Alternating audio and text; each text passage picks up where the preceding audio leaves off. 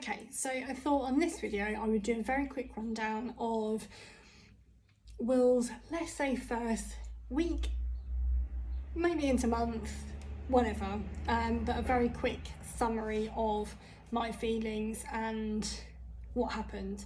So as I've previously mentioned in another video, Will was born by caesarean section. So he was actually born in the end at 38 and 6. So he was pretty much a full-term baby, even though he was still a tiddler, and he was £5.11 when he was born. But that was not relevant to what I'm telling you now anyway. So for us, a caesarean, it was, again, something that I've mentioned before, is that it was another thing that I felt like I'd failed at, not being able to give birth naturally to Will.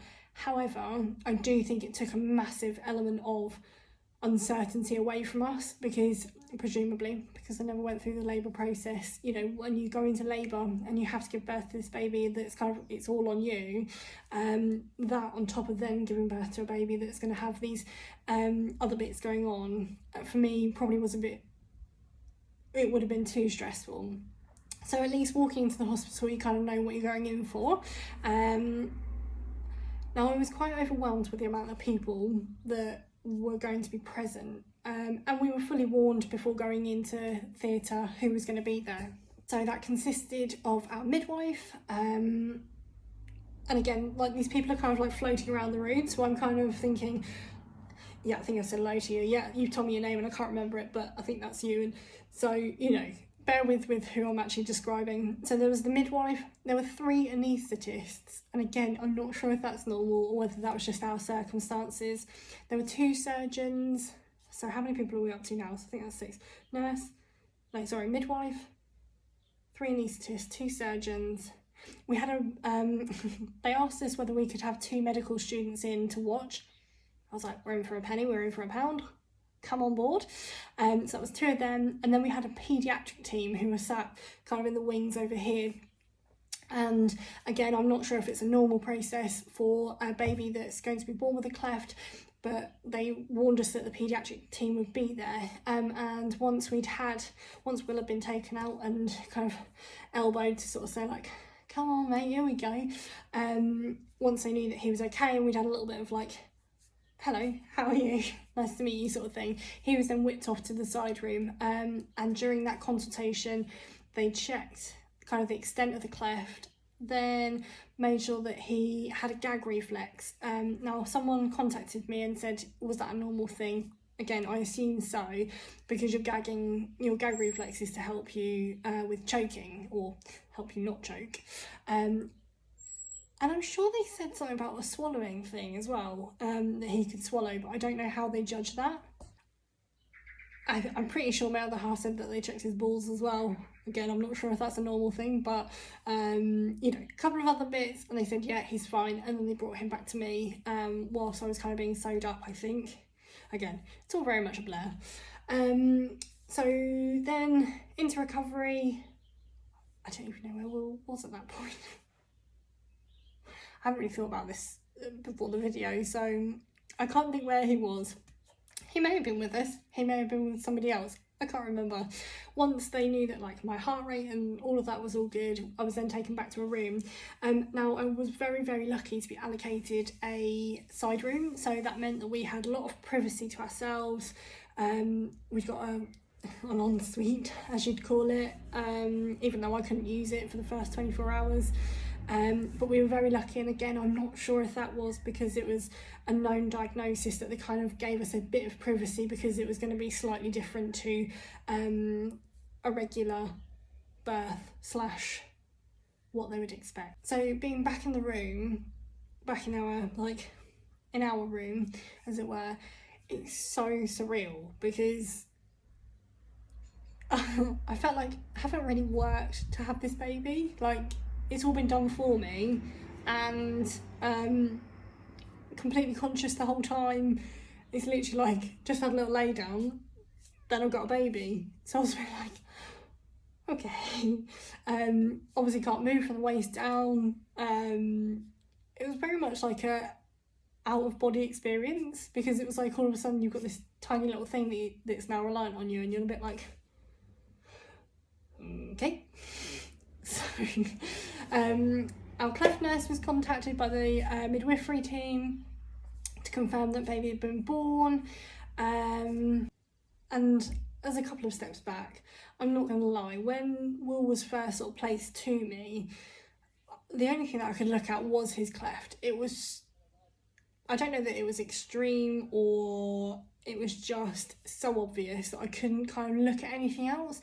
Obviously their eyes aren't really open, but it was just him, and it was just like, oh fuck, like you're here and it's okay. Like, it's a very weird feeling. It was just like, okay, now I know what you look like, now I know you're here safely, we can do this. And then, you know, so on Will's first night he was syringe fed, and I go into this in more detail in my feeding video, I think, so if you want more information about that then go into the feeding video. So he was syringe fed.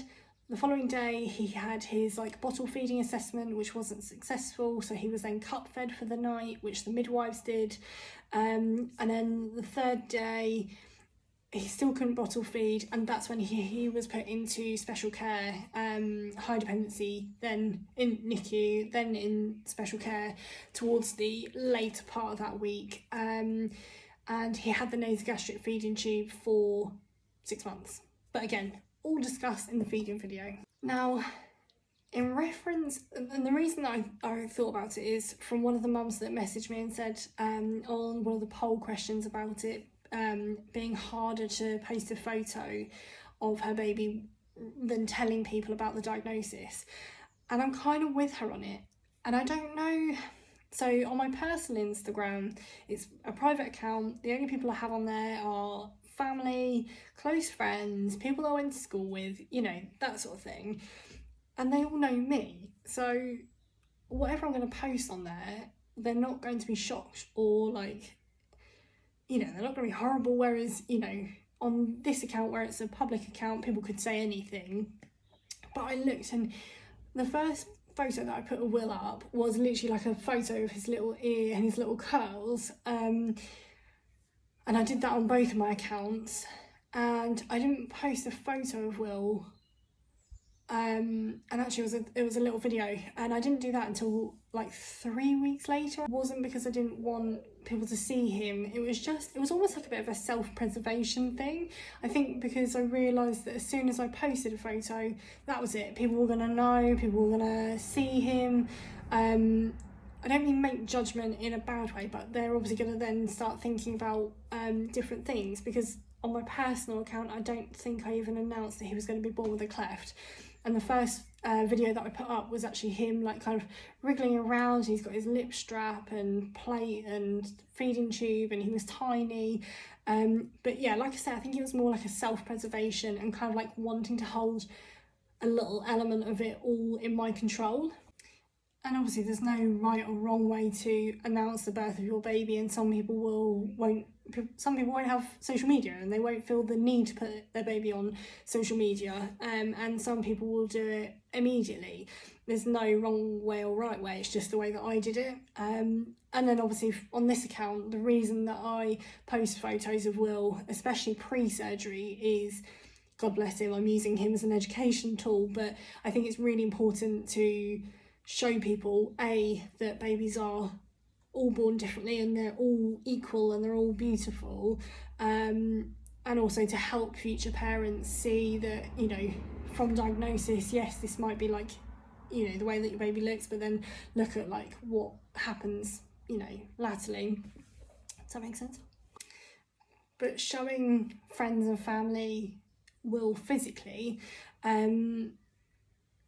so because he was in special care for the week, and I'm very, very lucky to say that I managed to stay at the hospital for that period of time as well. And I have to say my caesarean wounds were pretty savage after that, because I spent, I don't know, 4 or 5 trips a day walking backwards and forwards to special care and then the labour ward, which weren't too far apart, but after a caesarean was a fair old distance, shall we say. But by the time that we were allowed home and we pretty much ran out of the hospital as fast as I could,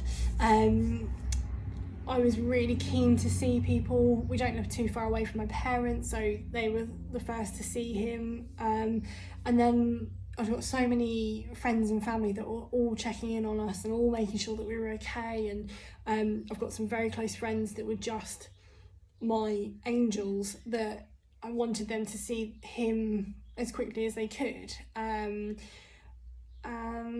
yeah, I found face to face so much easier than like virtually. I don't know, is that weird? I don't know. But it was so much easier to see people being tactile with him rather than worrying about what they were thinking of him. Again, I don't know if that makes me a bit weird or not, but that was how I did it. I also read a lot of stuff where people say, you know, don't let people, you know, come and see you if you don't want to see them, and I do agree with that as well, but you have to basically do whatever you're most comfortable doing, because yes, this is a new beautiful little baby, but there's added elements that might increase your stress levels. But really, everybody just wants to check on you. Everyone just wants to meet the baby, whether they've got a cleft or not. So just make sure that whatever you do is the most comfortable for you. And when your baby's here, they're bloody brilliant.